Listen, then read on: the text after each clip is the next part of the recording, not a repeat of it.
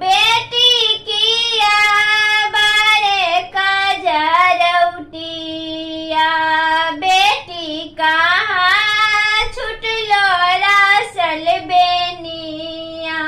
बेटी कहाँ छुटलो रासल बेनिया, कहाँ माही छुटलोगे बेटी गे सखिया रे साल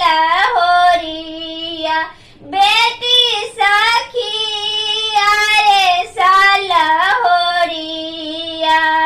बेटी कहाँ छुटलो बूढ़ी माइया,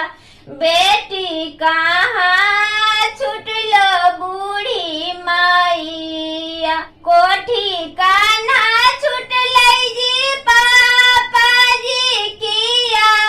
बारे कजरौटिया,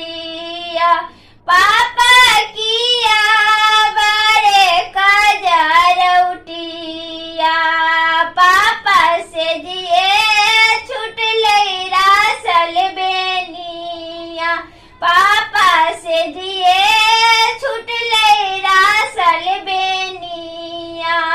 गलिया में छुटलै जी पापा जी सखिया रे साल होरिया, पापा सखिया रे साल